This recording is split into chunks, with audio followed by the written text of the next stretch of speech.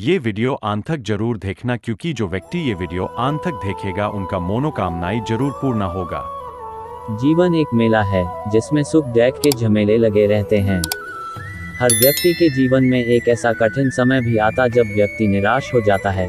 ऐसे समय पर यदि धैर्य से काम लिया जाए और खुद को प्रेरित करके रखा जाए तो सफलता भी आपकी दहलीज पर दस्तक देती है। भगवान श्री कृष्ण ने श्रीमद् भागवत गीता जी के निर्मल ज्ञान प्रकाश से पार्थ की परेशानियों का तमस मिटाया था।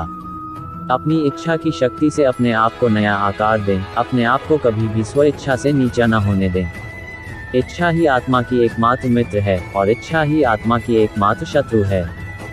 जिन्होंने खुद को जीत लिया है उनके लिए इच्छा एक मित्र है, लेकिन यह उन लोगों का दुश्मन है जिन्होंने अपने भीतर आत्मा को नहीं पाया है। सर्वोच्च वास्तविकता उन लोगों की चेतना में प्रकट होती है जिन्होंने खुद को जीत लिया है। शांत मन में, ध्यान की गहराइयों में आत्मा स्वयं को प्रकट करती है।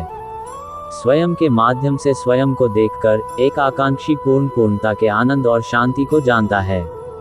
कोई भी जो अच्छा काम करता है उसका कभी भी बुरा अंत नहीं होगा, न तो यहाँ और न ही आने वाले युग में। गंभीर तपस्या और ज्ञान मार्ग से ध्यान श्रेष्ठ है। मुझ पर अपना मन लगाकर योग के अभ्यास से स्वयं को अनुशासित करो। मैं उन लोगों के लिए हमेशा मौजूद हूँ जिन्होंने मुझे हर प्राणी में महसूस किया है। व्यक्ति जो चाहे बन सकता है यदि वह विश्वास के साथ इच्छित वस्तु पर लगातार चिंतन करे। मन बहुत चंचल है जो इंसान के दिल में उथल पुथल कर देता है। जैसे वे मेरे पास आते हैं वैसे ही मैं उन्हें ग्रहण करता हूँ। सभी पथ पार्थ मानव को मेरी ओर ले आते हैं।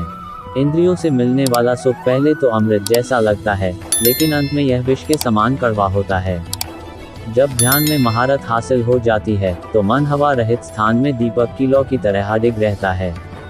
हे अर्जुन, तीनों लोकों में मेरे पाने के लिए कुछ भी नहीं है और न ही कुछ ऐसा है जो मेरे पास नहीं है। मैं अभिनय करना जारी रखता हूँ, लेकिन मैं अपनी किसी जरूरत से प्रेरित नहीं हूँ। कर्म मुझ पर इसलिए नहीं टिकते क्योंकि मैं उनके परिणामों से जुड़ा नहीं हूँ।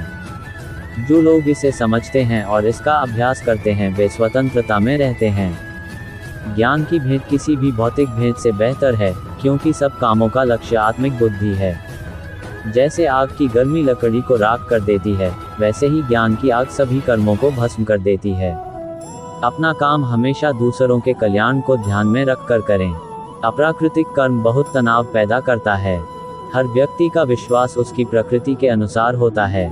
मैं उन्हें ज्ञान देता हूँ जो सदा मुझसे जुड़े रहते हैं और जो मुझसे प्रेम करते हैं। मेरी कृपा से कोई सभी कर्तव्यों का निर्वाह करते हुए भी बस मेरी शरण में आकर अनंत अविनाशी निवास को प्राप्त करता है। बुद्धिमान व्यक्ति कामुक सुख में आनंद नहीं लेता। जो कार्य में निष्क्रियता और निष्क्रियता में कार्य देखता है वह एक बुद्धिमान व्यक्ति है। मैं धरती की मधुर सुगंध हूँ, मैं अग्नि की ऊष्मा हूँ, मैं ही सभी जीवित प्राणियों का जीवन भी और मैं ही सन्यासियों का आत्मसंयम हूँ। तुम उसके लिए शोक करते हो जो शोक करने के योग्य नहीं है, और फिर भी ज्ञान की बातें करते हो। बुद्धिमान व्यक्ति ना जीवित और ना ही मृत व्यक्ति के लिए शोक करते हैं। बुद्धिमान व्यक्ति को समाज कल्याण के लिए बिना आसक्ति के काम करना चाहिए। कर्म मुझे बांधता नहीं, क्योंकि मुझे कर्म के प्रतिफल की कोई इच्छा नहीं। कर्म योग वास्तव में एक परम रहस्य है। कर्म उसे नहीं बांधता जिसने काम का त्याग कर दिया है। अपने अनिवार्य कार्य करो, क्योंकि वास्तव में कार्य करना निष्क्रियता से बेहतर है। आत्मज्ञान की तलवार से काटकर अपने हृदय से अज्ञान के संदेह को अलग करके अनुशासित बनो। मनुष्य अपने विश्वास से निर्मित होता है, जैसा वो विश्वास करता है वैसा वो बन जाता है। इस जीवन में मनुष्य न तो कुछ खोता है और न ही कुछ व्यर्थ होता है। मन अशांत है और उसे नियंत्रित करना कठिन है, लेकिन अभ्यास से इसे वश में किया जा सकता है। केवल मन ही किसी का मित्र और शत्रु होता है। व्यक्ति या जीव का कर्म ही उसके भाग्य का निर्माण करता है। जब मानव अपने कार्य में आनंद खोज लेता है तब वह पूर्णता प्राप्त कर लेता है।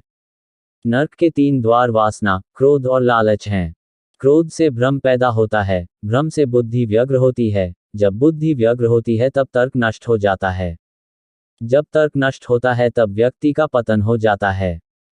सदैव संदेह करने वाले व्यक्ति के लिए प्रसन्नता ना इस लोक में है ना ही कहीं और।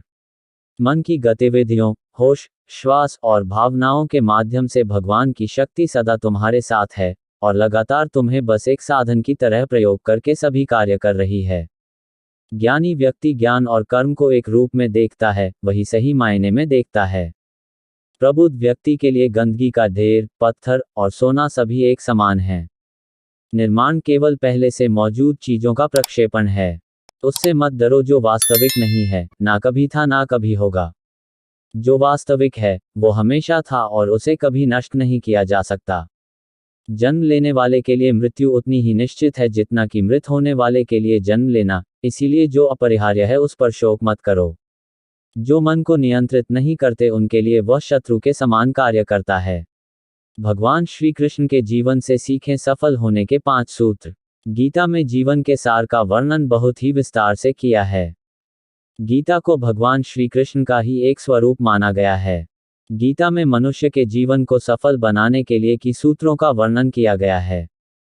जीवन में सफलता प्राप्त करने के लिए भगवान श्री कृष्ण के जीवन से जुड़ी तमाम बातों का अध्ययन करके सीखा जा सकता है। आइए जानते हैं भगवान कृष्ण के जीवन से जुड़ी कुछ अहम बातें। पहला मंत्र, शांत स्वभाव रखकर काम करना। वैसे तो भगवान श्री कृष्ण बचपन में बहुत नटखट स्वभाव के थे। विपरीत परिस्थितियां आने पर उनका स्वभाव हमेशा शांत रहता था। कृष्ण जी भगवान विष्णु के अवतार थे और वे यह बात जानते भी थे कि कंस मामा उन्हें बार बार मारना चाहते थे, फिर भी वे शांत रहते थे और समय आने पर कंस के हर प्रहार का मुंह तोड़ दिया। इससे सीख मिलती है कि कठिन समय में भी अपने शांत स्वभाव का त्याग नहीं करना चाहिए। दूसरा मंत्र, साधारण जीवन जीना। भगवान श्री कृष्ण हमेशा साधारण जीवन जीने में विश्वास करते थे। गोकुल के राजघराने में परविश होने के बावजूद वह अन्य सामान्य बालकों के साथ रहते, खेलते और घूमते रहते थे। उन्हें कभी भी अपने राजघराने का घमंड नहीं था। तीसरा मंत्र, कभी हार न मानना। कभी भी उनका मन बुरा समय आने पर घबराता नहीं था। वह विपरीत परिस्थितियों का डटकर मुकाबला करते थे। उनका मानना था बुरे समय में विवेकपूर्वक काम करना चाहिए। भगवान श्री कृष्ण ने कभी भी हार न मनाने का संदेश दिया था। अंत का प्रयास करते रहना चाहिए, भले ही परिणाम हमारे पक्ष में क्यों न हो। चौथा मंत्र, दोस्ती निभाना। कृष्ण और सुदामा की दोस्ती को कौन नहीं जानता। ये दोस्ती महज दोनों के प्रेम के कारण नहीं, बल्कि एक दूसरे के प्रति आदर के कारण भी प्रसिद्ध है। किंतु आज के जमाने में दोस्ती के असली मायने कोई नहीं जानता। श्री कृष्ण ने हमेशा अपने मित्र सुदामा और अर्जुन का साथ दिया था। आशा है कि आपको कठिन समय में श्री कृष्ण जी के विचारों पर आधारित का ये चैनल से जानकारी से भरपूर लगा होगा। इसी प्रकार के वीडियो देखने के लिए हमारी चैनल शेयर एंड सब्सक्राइब जरूर करना।